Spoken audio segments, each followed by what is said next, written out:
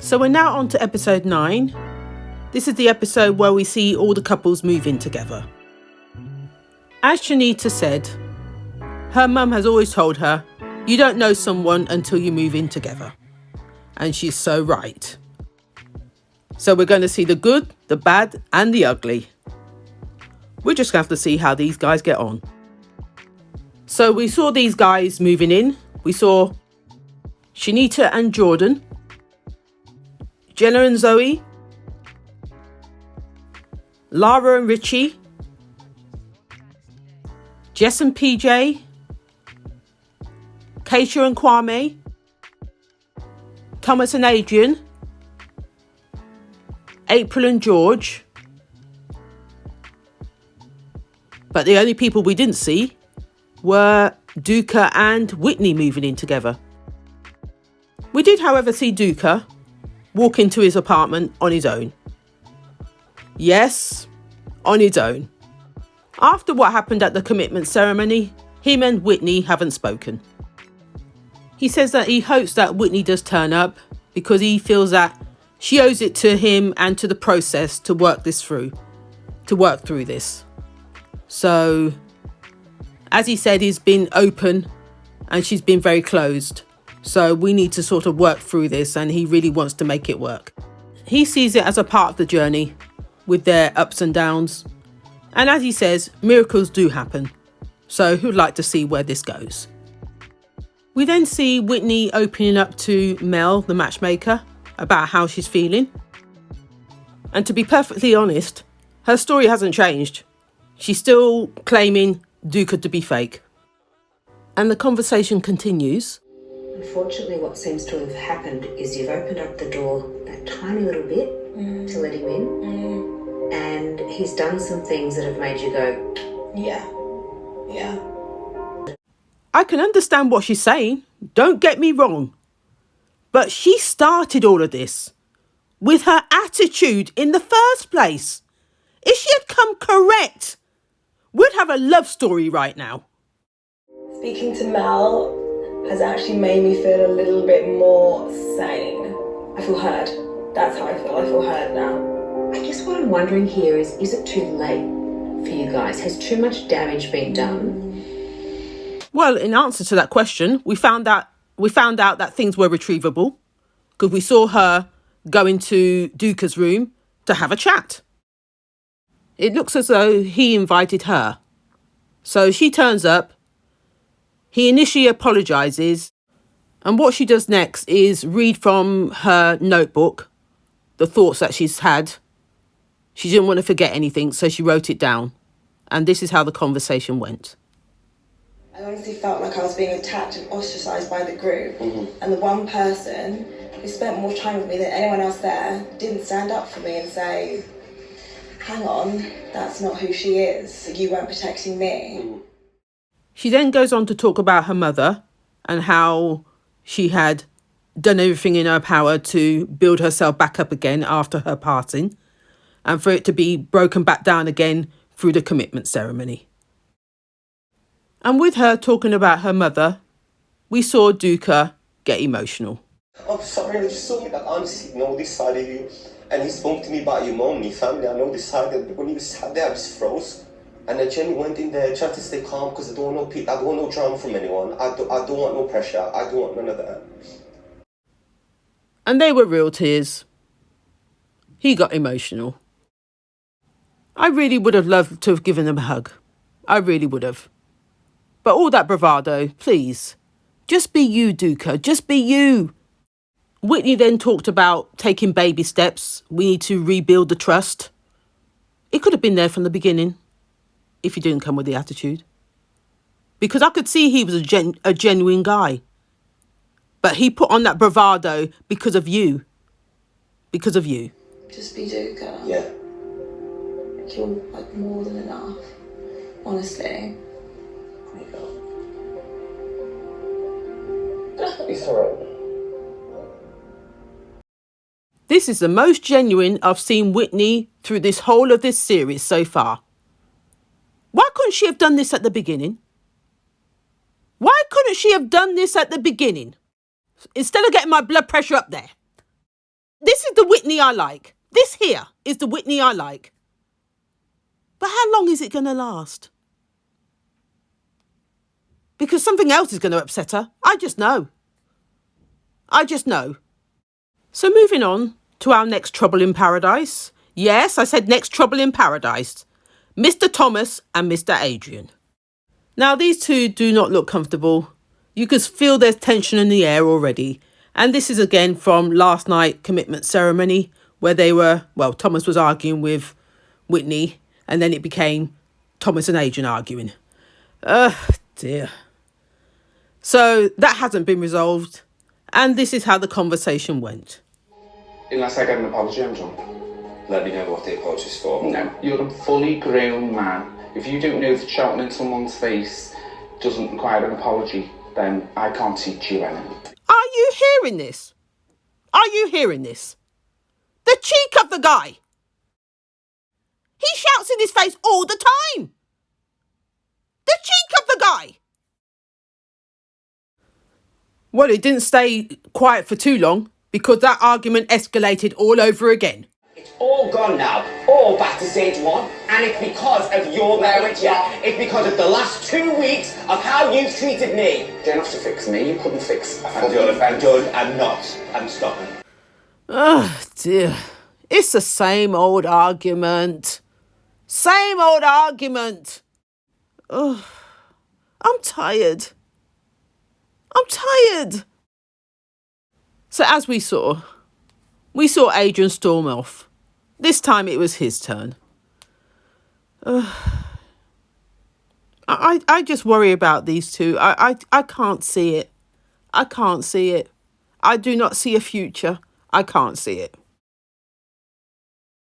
Moving on. The next thing that happened was the couples were introduced to Yes Week. So they got their golden envelope come through the door and each couple was designated someone to take the role of leadership for that week. When it came to Shanita and Jordan, it was actually Shanita that was in control. When it came to Jess and PJ, it was Jess that was in control. Then we had Jenna and Zoe, it was Zoe that was in control. With Lara and Richie, it was Richie that was in control. With April and George, April was in control. And with Keisha and Kwame, it was Keisha that was in control. Now, when it came to Thomas and Adrian, it was actually Adrian that was in control. But before any of that could take place, they needed to settle their differences. So what you saw took place next was Adrian coming to Thomas. As per usual, it's always Adrian coming to Thomas. Adrian being the more mature one. Thomas being the child in this case, in every case, to be honest.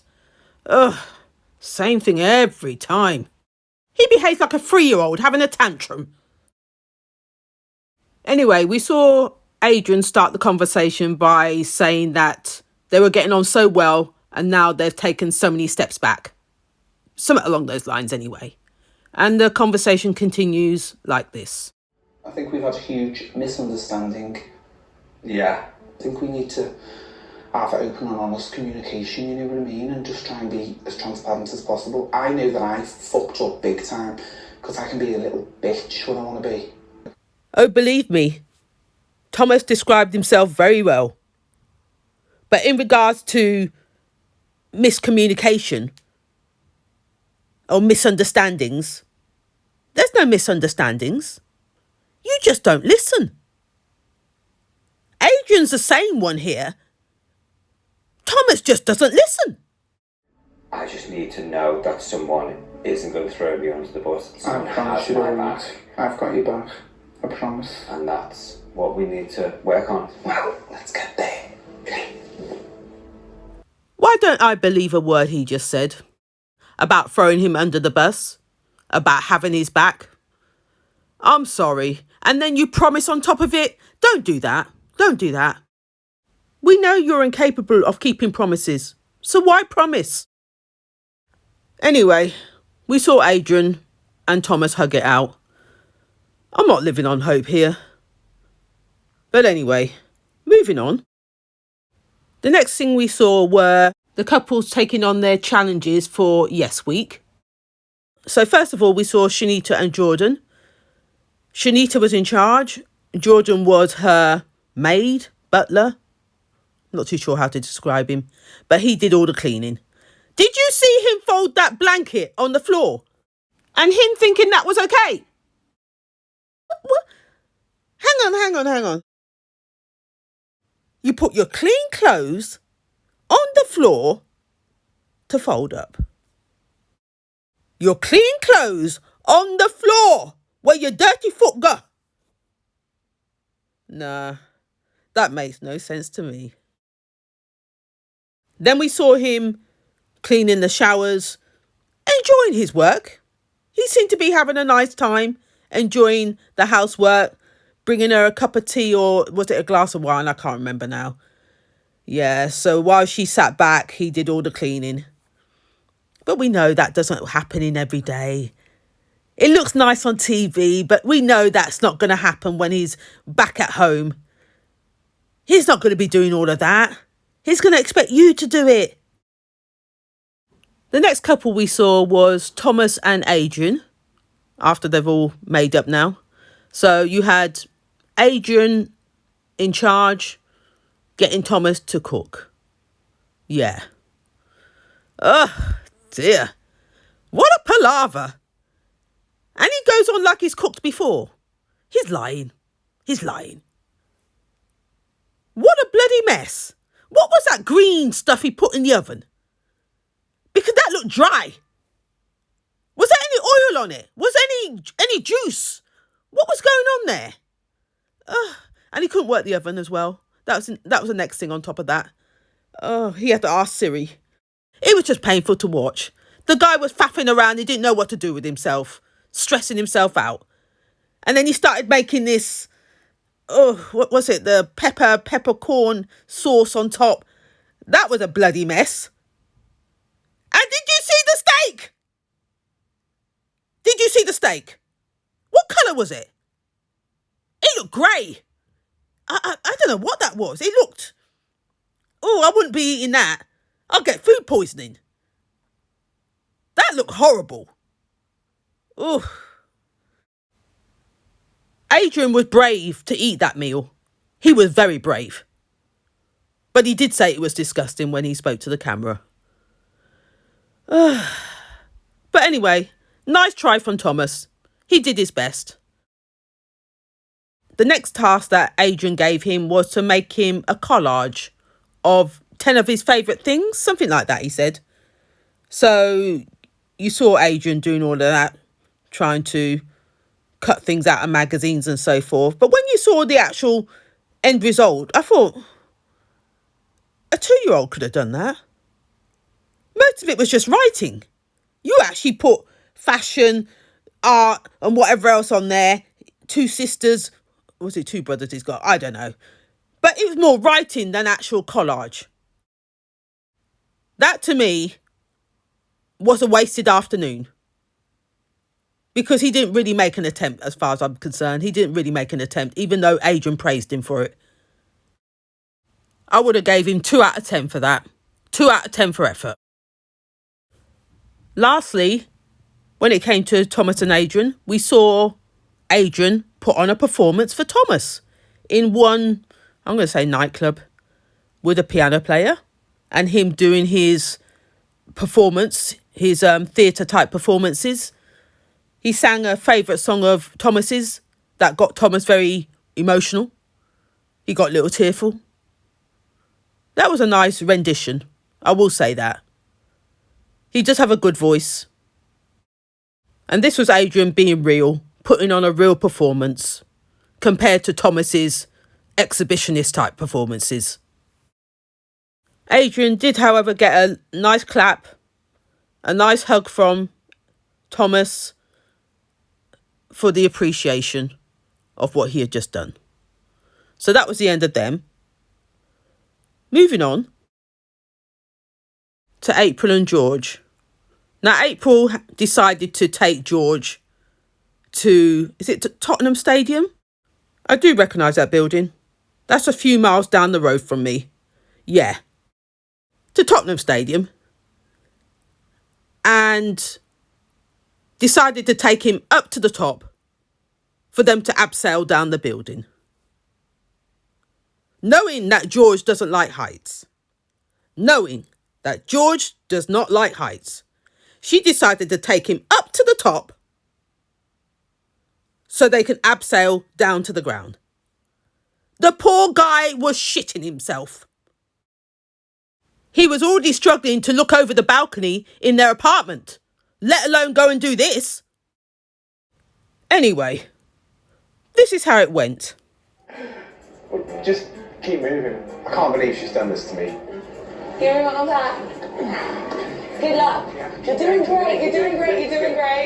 I'm literally frightened to death. Look at him. The poor guy. Absolutely petrified. He was holding on to those railings like his life depended on it. As he said, there was bird shit on the railings, but he didn't care. He was holding on for dear life. And she's smiling her head off like it's nothing. You have no idea how he's feeling. No idea whatsoever. She's so caught up in her thrill seeking that she hasn't taken into consideration how he's feeling. No, she's so caught up in her head with this chasing, the thrill.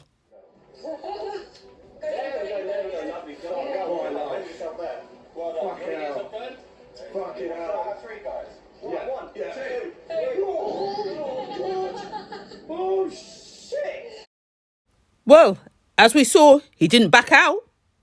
He went through with it. Oh, fuck, I'm divorcing you. Oh.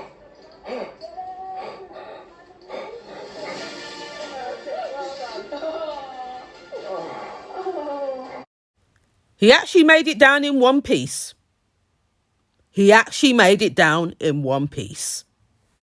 And she gave him the biggest hug.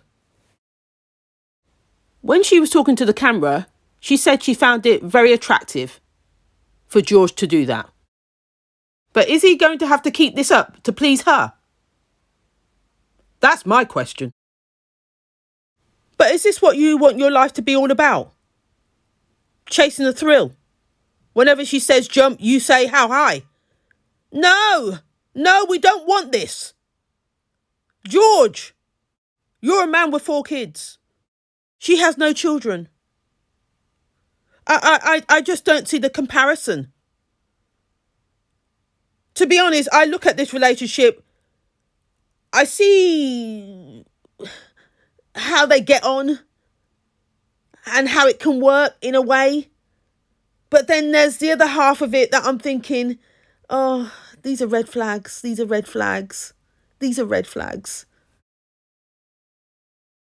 Moving on to our next couple, Whitney and Duca. You know what? I don't get what's happened here. What a transformation. This doesn't feel real. I don't know what's going on here. It just doesn't feel real.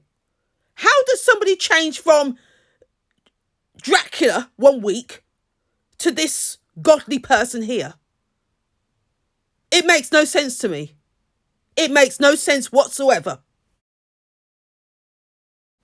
But I'm sure I'm going to talk some more about this. Right now, I'm just going to show you how the date went. I do feel more chill. I feel like the pressure's just been like alleviated.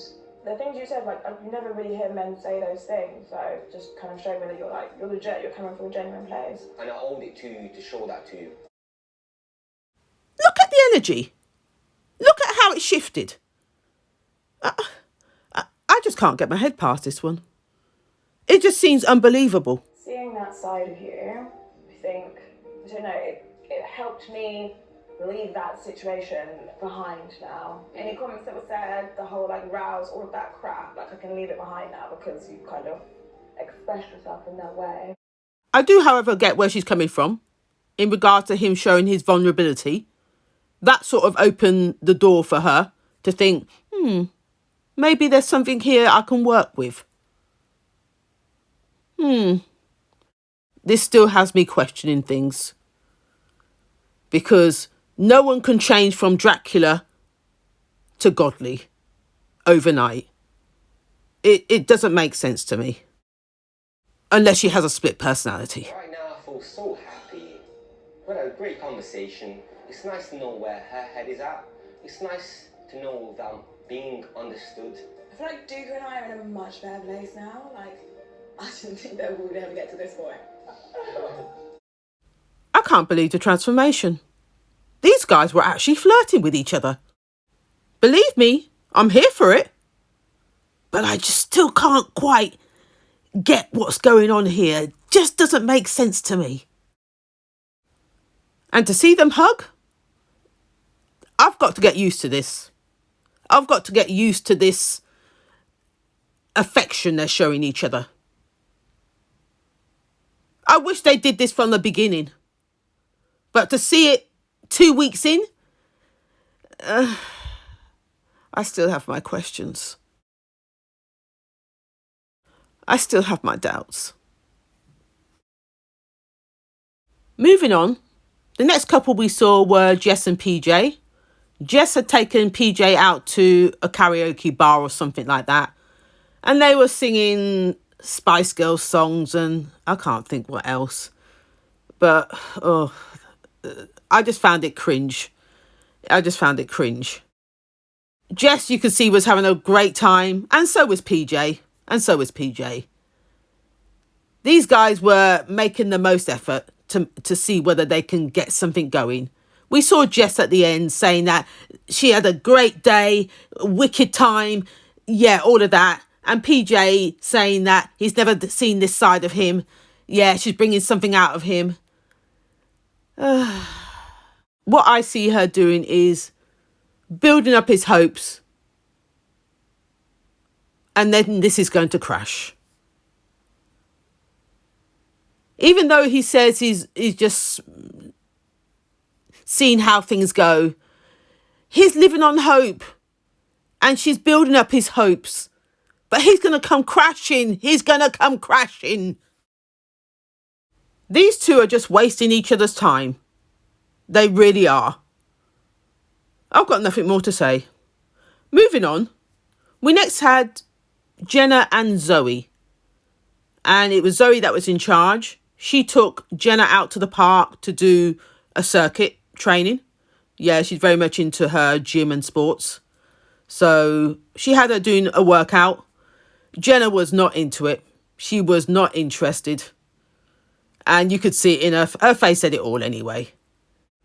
She did, however, complete the time they were out there. But she did say this is the one and last time she would be doing this. She's not a gym girl. It's not going to happen. Those were her words. I do worry about these two. I really do. The more you see them, the more cracks you start to see. So moving on to mealtime, you saw Zoe cooking for Jenna a vegan meal. Yes, a vegan meal. So we saw vegan burgers with salad or something. I can't think now. Yeah. So they're sitting down, eating this meal. I think Zoe maybe bit into it once, maybe twice. And she said, oh no, I can't eat this. That was her reaction. And with her saying that, you saw Jenna's face. Yeah. She was not happy. So they got into it again about veganism. Oh, this is painful. It's the same old shit. This is painful. As I said, the more I see these guys, the more cracks I start to see. I can't talk anymore. Moving on. The next couple we see is Lara and Richie. So Richie was in charge. He took Lara out on this football pitch of some sort. Yeah, a small football pitch. And they were, I don't know what they were doing. They were doing a bit of flirting. He was playing a bit of football. She was standing in goal, trying to catch the ball. Yeah. I don't know what that was about, but there was more flirting going on than real football, to be honest. And yeah, he's being tactile like he always is. You saw them rolling around in the grass afterwards and getting their flirt on, and 1 or 2 kisses there. I don't know where this is going to go. I really don't. I worry for these two, I do. Then later on, we see them doing a bit of yoga. No, sorry. What do you call it? Meditation. Yeah. I've got no words. Moving on, we then see Keisha and Kwame. Now, Keisha's in charge, and it looks like she's got Kwame to do her makeup for her. Yeah. She's telling him to brush her eyebrows before he does whatever he's got to do on the eyebrows. But did you see the amount of makeup? Oh my God. A whole table full of makeup. God, my makeup is just one little bag. Oh my goodness. Anyway, so he's doing all of that. And he's saying that he's going to make her look pretty, even prettier. And then when she sees herself in the bathroom mirror, it's like she looks like a scarecrow. This guy was toying with her. But he did make an effort. He made an effort. We later on saw Keisha cooking dinner, entertaining Kwame whilst cooking.